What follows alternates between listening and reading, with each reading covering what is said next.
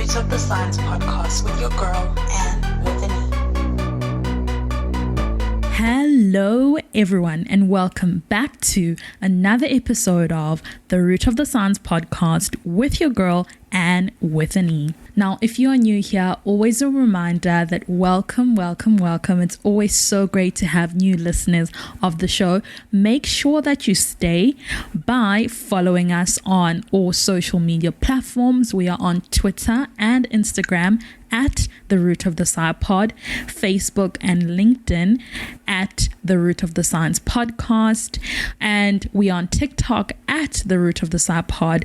Also, most importantly, if you want to hear us, you can listen to us on Apple Podcasts. You can click notify there. You can listen to us on Spotify. You can listen to us on Google Podcasts. And the new most important one is that we are now on YouTube. So all of the past episodes are also all available there. You can make sure and listen and subscribe to the show. So thank you so much to the usual listeners. Always appreciate you for coming on. I really love that you come onto the show.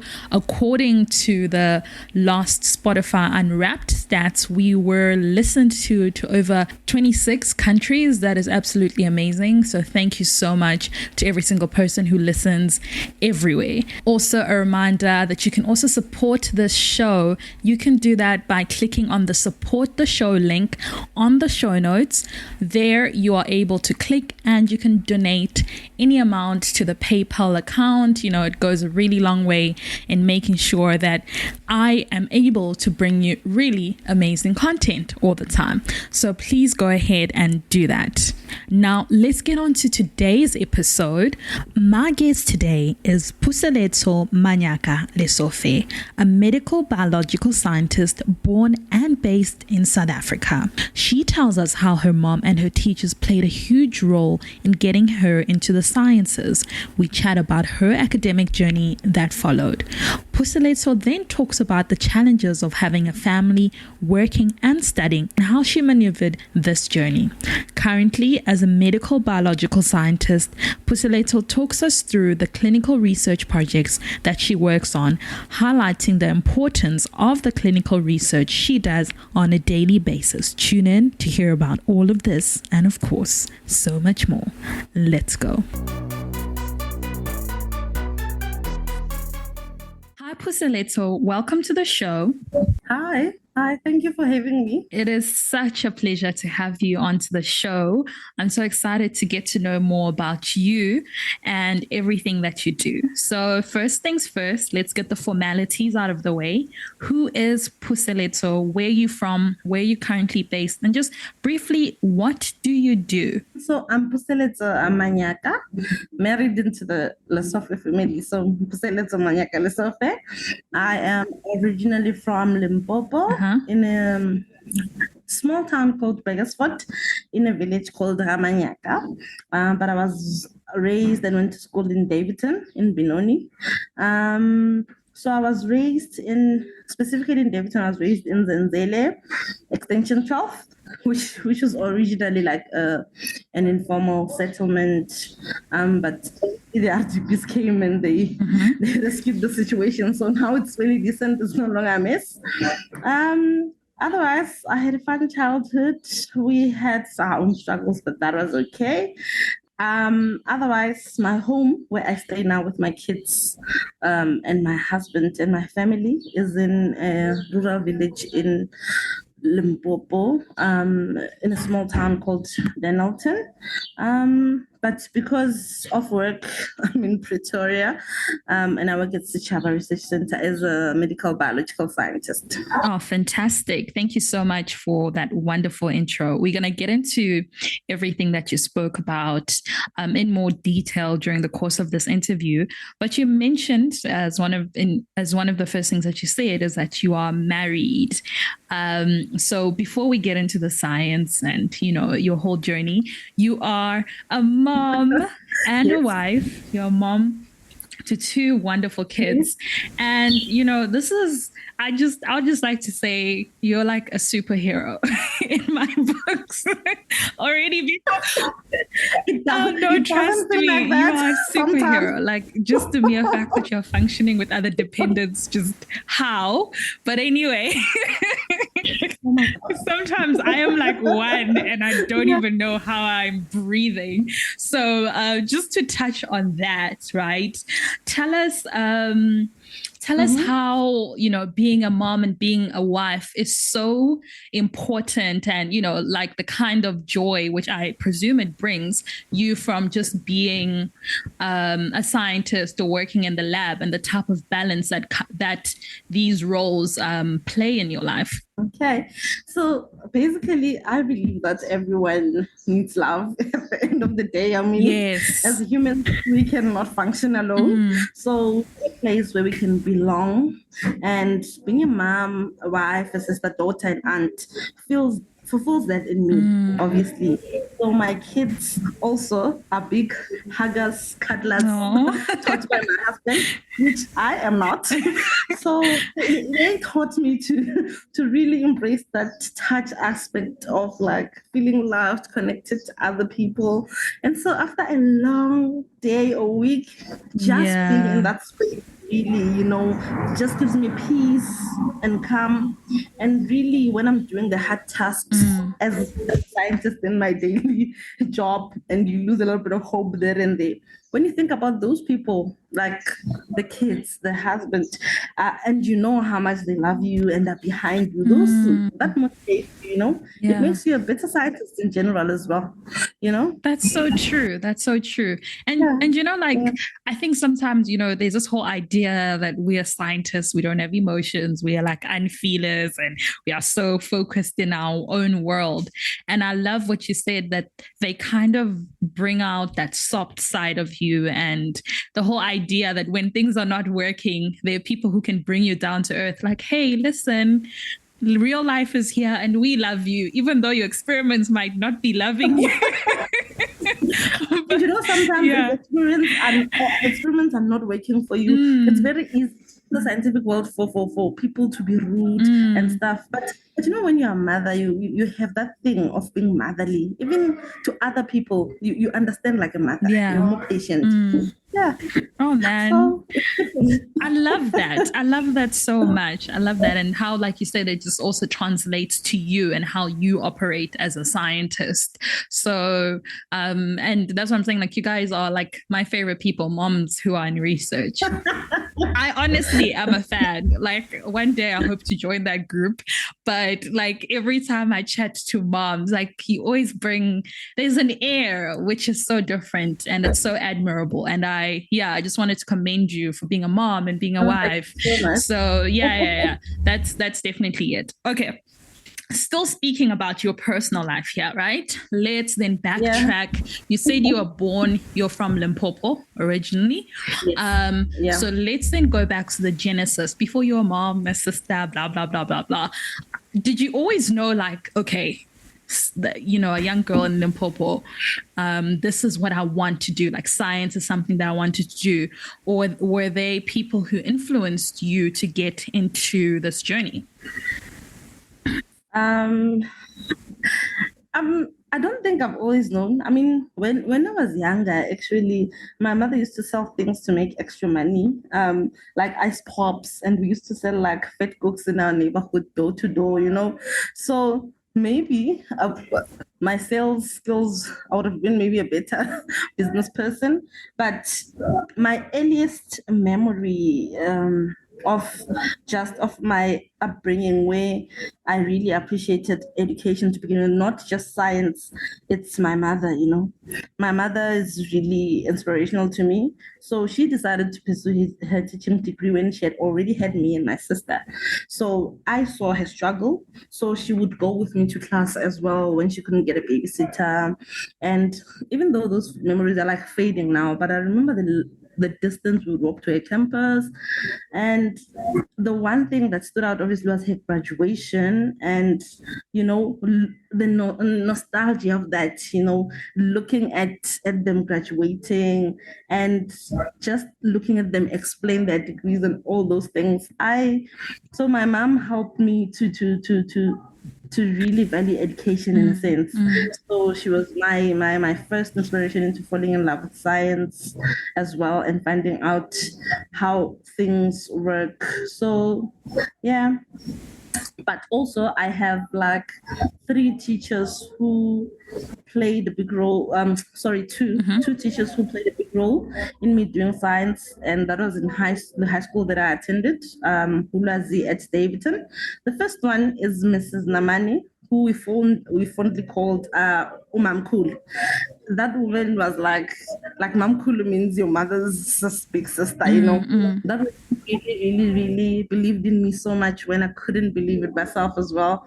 She enrolled me in grade 9, I think, for the ESCOM Expo for Young Scientists. And actually, we got to the regional finals. I don't know how, but we did. So even in metric, she brought us different people from different careers, to motivate us. And I remember this particular guy that she brought us, who was an engineer, and his story of poverty and suffering and how he finally qualified and built his mama house. I resonated with that story because this is what I wanted to do for my mother as well, for everything she had done for me. So he looked normal. I thought in my head while he was speaking all these things. And I thought that he's normal like me. If he can do it also, then I can do it, So all those things motivated me. And as a teacher, she brought those things to us. And, it's good when you are in high school and you get to see people like you, make it people of your color, because representation, it matters. Yeah. Don't only believe that it's for these people. No, you also see yourself in those people and oh, okay, if this one can do it, why can't I as well, Yeah. So she also motivated me to fill in actually the bursary forms for the bursary that paid for my undergraduate degree. So that teacher was very, very special to me. Then there was also the second teacher is Mrs. Mahoti, who was my biology teacher, and she really influenced me with how I saw myself and my capabilities as well. She actually told me that I would get a distinction in biology, and I did. So, she just made me believe in myself, and how she taught it as well. I just fell in love with science, from those are the points I can remember, if I can say. It's so amazing how, like you said, that it's, I know you said there's 2 teachers, but we can say 3, including your mother, 3 3 educators who played such an important role. And, growing up in such environment really does expose you to things that if you weren't in that type of environment, you wouldn't be, like you said, inspired. And the whole idea that you also touched on, which is something that I also personally firmly believe in, the idea of representation, like what you said about having somebody who came in to talk to you guys and you're like, hey, this guy is like me, but he is doing A, B, C, D. And I think, that bug, and he probably doesn't even know what he did to influence the young you, but yet here you are. That day. He lit something in me, and I unfortunately forgot his name, but if I could see him as well, I would thank him, because like I said, representation really, really matters. Sometimes you can see things from far and think other people deserve them, and your background does not allow you. But when you see other people do those things, you're like, no, then I can do this as well. Yeah. True, and it makes it more real. Yeah, that's because it makes it more real and more attainable, and and I think that's why these types of like engagement and also is just so important. The whole idea of speaking to school learners from a young age. So kudos to Umam Kulu and your biology teacher for for lighting that fire in their various different ways. So okay, you said that you applied for this bursary that that paid for your undergraduate studies. Yes. So what exactly did you study in undergrad for you to be a medical biology student? Okay. So anyway, when university time came and I got accepted into university, I got accepted at Wits Medunsa in the University of Pretoria. This is totally wrong, but the criteria I had used to choose the university that I was going to go to was the one with the lowest registration fee. Sorry. So, yeah. Because really the financial situation did not really allow me. But anyway, I chose UP, the University of Pretoria, and there I had gotten accepted for doing a BSc in medical sciences.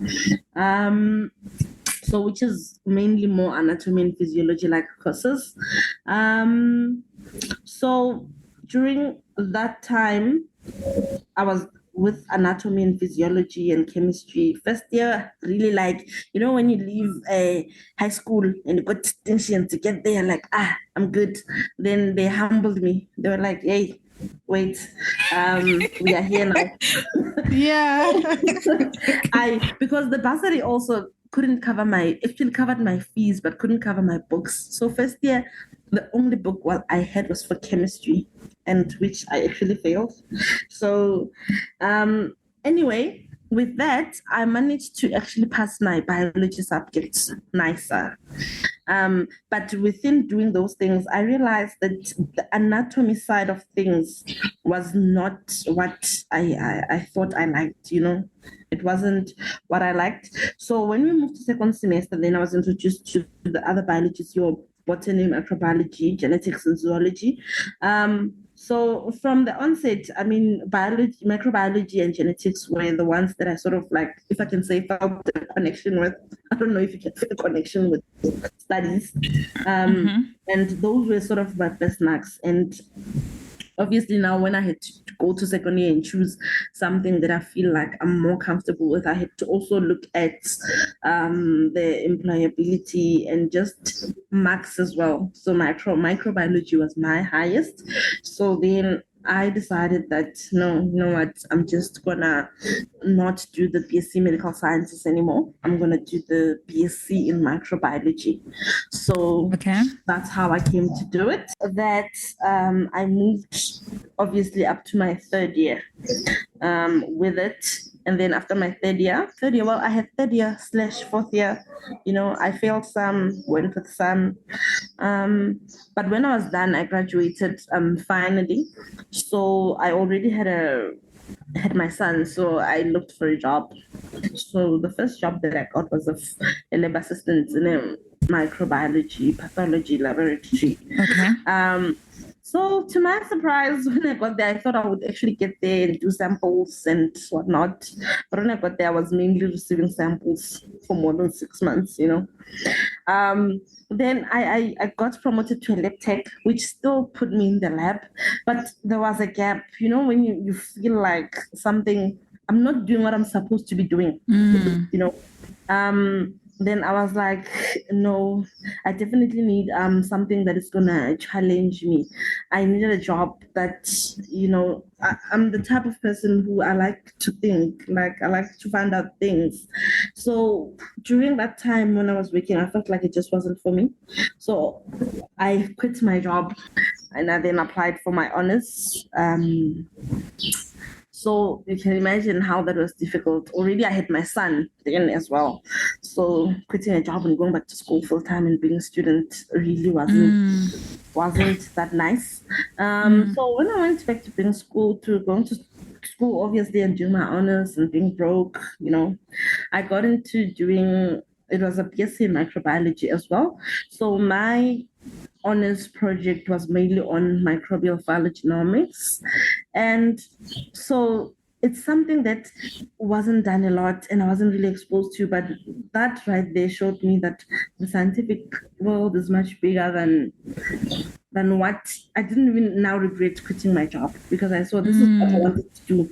Now science, finding out things and doing those things, it's what I love.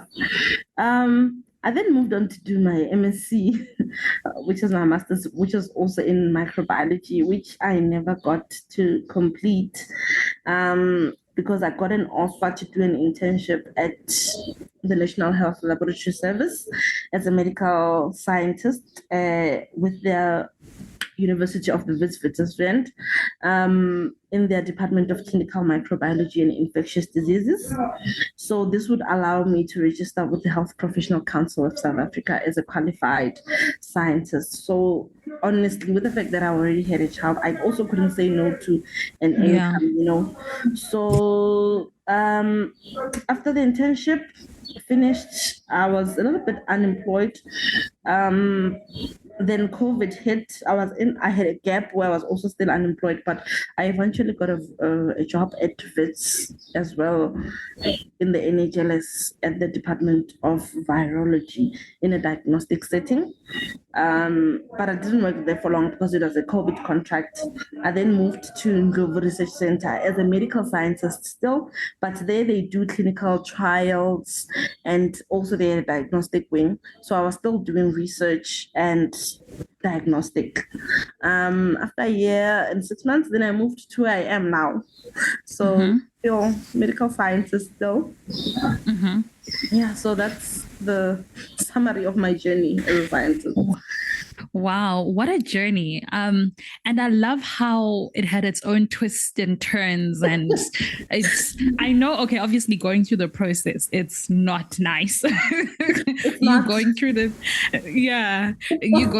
process is not nice. But I think it really, shows the truth that a journey in science is not straight, although would like it to be straight from here to here. But all these detours and stops and starts, actually, I would like to think made you sort of a better scientist because you like you said, what you said about how you were exposed to a whole lot more than what you would have been if you had just, let's say, for example, continued in that first job, which is quite interesting. And it just goes to show that this is real life, like real life. Real life. It's easy to look at the product of somebody and think they just went from A to B when they actually went from A to A to A point B, then to, a lot of points to reach where you are. Yeah, and also sometimes where you mentioned that during COVID you were unemployed, so it's also a moment where you feel like you've gone backwards and you're like, I'm not moving, or and many people can relate to that. And whatever journey they are trying to partake, there's always, man, we could sit here and talk about that. Like there's so many things. Yeah, we just ask yourself, why did I really do this? Like, is this really my calling,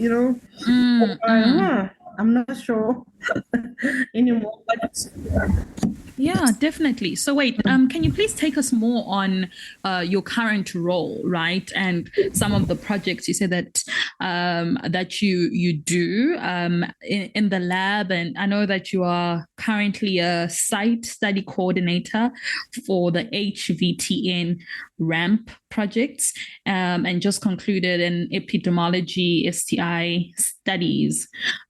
So can you tell us what that is for somebody like, I know you run various different projects, but let's just maybe hone into one and you talk us through like what you kind of do there. Okay. So obviously my role in general, it's like I don't get to do the same things every day because of how complex clinical research is. So first firstly, like in my role generally as a scientist here where I work, I was trained in diagnostic and clinical research, obviously. But I'm more of a clinical research scientist now. So now I'm actually delegated into different clinical trials to do with COVID vaccines, PrEP, and I obviously process some of the normal specimens we receive in the lab. So that's one of the main things that I do here. But as a site coordinator for the REM study that I was telling about. So it was this specific role that introduced me to coordination or management of projects, if I can put it like that. So I was introduced to study coordination this year, coordinating a site-initiated research project, which was done by the what do you call the principal investigator who is on site, Dr. Ayman Osman. So in this project, we are collaborating with the HVTN, which is the HIV Vaccine Trials Network, and the National Institute of Allergy and Infectious Diseases. So they have a project called RAMP, which stands for Research and Mentorship Program, where they conduct so if I can put it, actually, they conduct research projects in areas of basic clinical and behavioral and lab sciences, which basically go with their agenda. So with this project, they bring RAMP scholars from different backgrounds from America, and then we as sites, because like I said, it's a site-initiated research, then we write protocols and we write a proposal of the research that we want to do, submit to the HVTN. Then they select it and then get students to sign up for the projects, and the students come the site and then join us for the specific projects that we are doing. So like I said, the one that we're basically working on now is an STI one. It's more of an epi study. So it's on STIs, which are sexually transmitted diseases, obviously. And obviously these have been a public issue and concern for a long time, obviously. So because they obviously compromise quality of life, the sexual and reproduction health of obviously whoever that has the disease.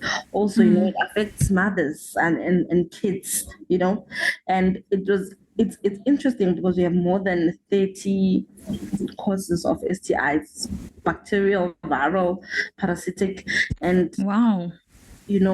The high incidence of these is mainly attributed to the most common STIs, which are curable as well, such as chlamydia, gonorrhea, and trichomonas, syphilis as well. So basically, in terms of the projects that we were doing, we looked at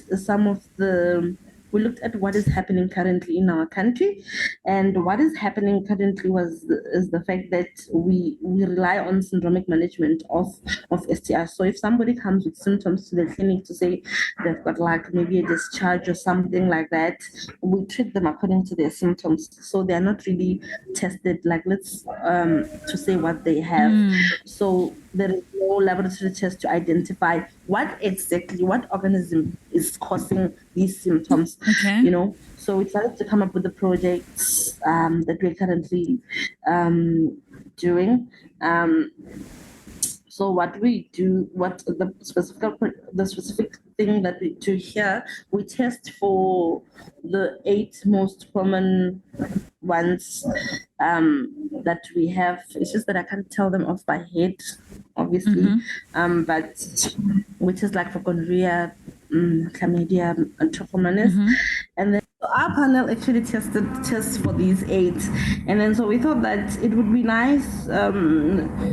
Not really nice. Scientists say that sometimes to find out the specific microbiological cause of the STI that cause cause whatever symptoms that an individual have. So now pose the research to say that because the Chaba Research Center is based in Soshanguve, township, in a township-like setting, and it conducts research in infectious and non-infectious diseases. So we just wanted to find out what STIs are sort of more common or relevant in this community that we are in currently. So our catchment area, which is basically the area where we get our participants, the people who come and volunteer for these studies and all those, is made up of, like I said, peri-urban, informal settlements. And because it's densely populated, and when we calculate, it's closer to roughly 1 million people. So our center is located in an area of high disease burden, as HIV, TB, and other diseases. And the community is fairly poorly resourced, and it contributes obviously to the social, economic, and structural factors, and those things contribute to the high burden of disease.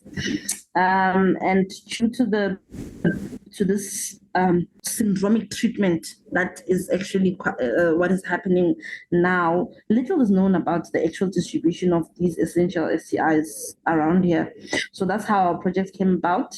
Therefore, we understand that understanding the distribution of these STIs in Soshanguve, in our setting right now, will enable us as a research site to inform and better support the Department of Health, and to also help reduce the burden of these essential STIs in the population.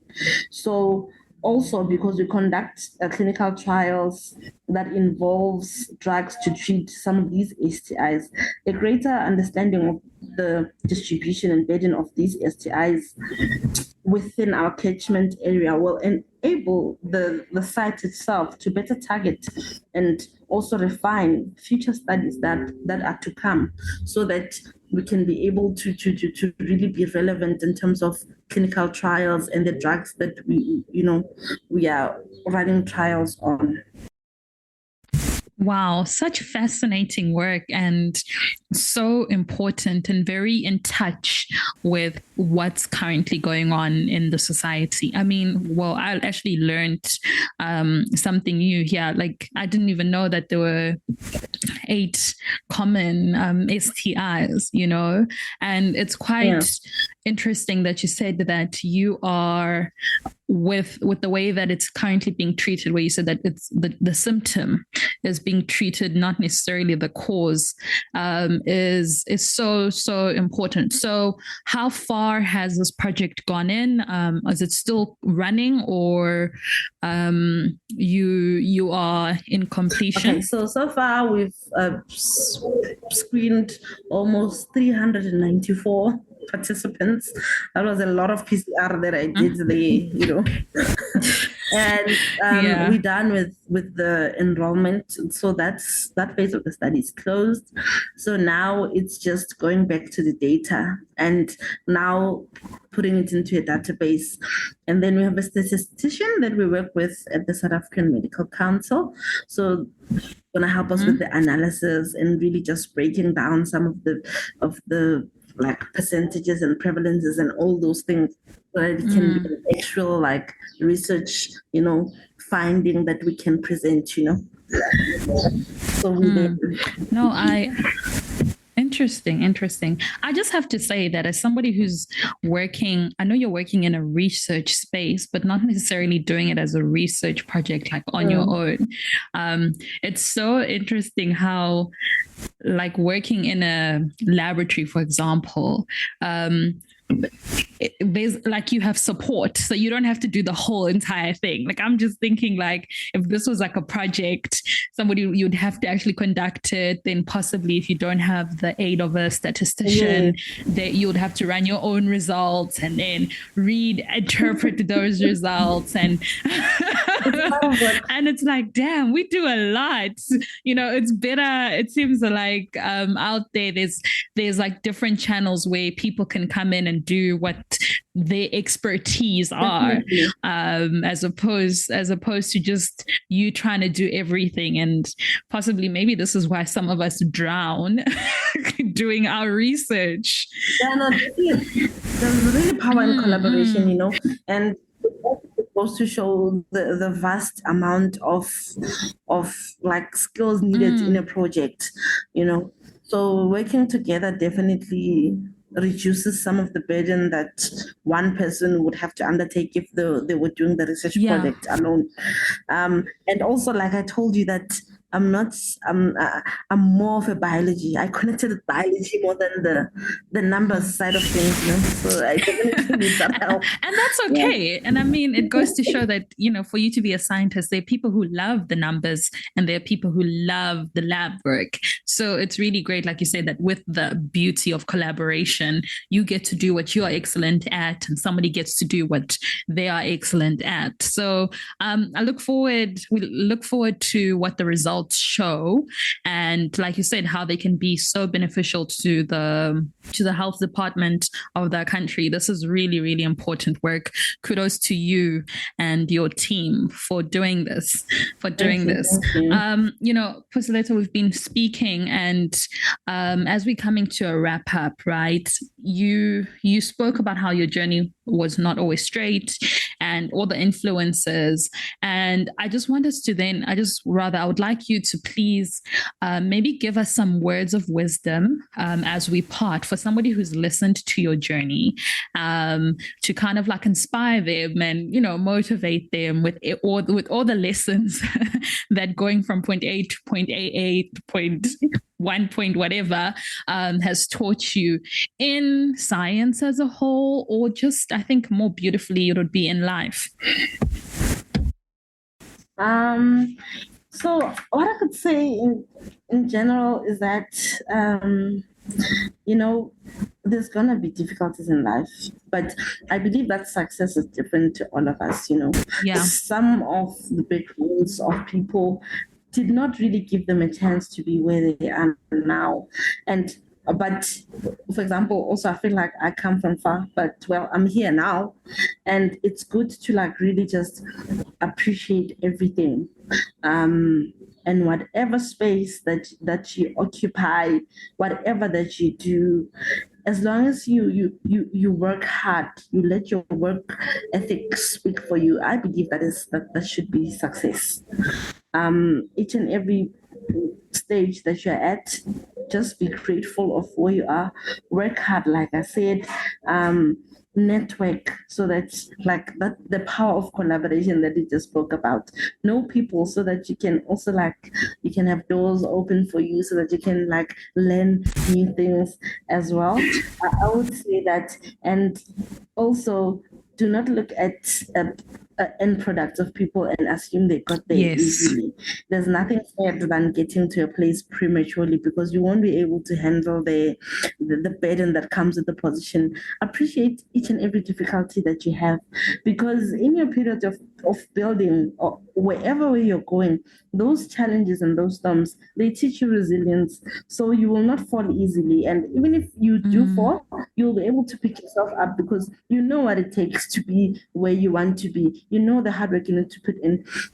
And don't let, it's hard for us as scientists, because life is hard. You can be easily rude. Don't let people change you, especially discourage you. You're going to meet people who are discouraged about themselves in life, or people who are just bad. I don't know what makes them bad, but they will make you feel unworthy of, and make you feel like giving up, or unworthy to be in that room. But all I can say is that just stay humble, love people. And lastly, I think just pray for yourself, pray for your goal, whatever that you want to achieve, pray for it, and really work hard towards it. And I'm sure you will manifest whatever that you see yourself as. That's what I would say. Amen. Oh, wow. Such wonderful advice, and there were so many gems, and I hope that people can resonate to that. And thank you so much for coming onto the show, for sharing your journey, and also talking about your research. I learned something, and I'm sure that everybody else who is listening also learned something. So thank you, thank you, thank you. Mm-hmm. Thank you so much for having me as well. Well, hopefully we will talk again in the future when I'm doing other research that is interesting. Oh, definitely. In the future, we'll do it face to face, in person, big TV setting. So you are more than welcome to come on and to chat with me. So thank you so much for chatting with me today. No problem. Thank you so much. All right, cool. To everybody else who's listening, thank you so much for tuning into another episode of the Root of the Science podcast with your girl, Anne with an E. Until next time, goodbye.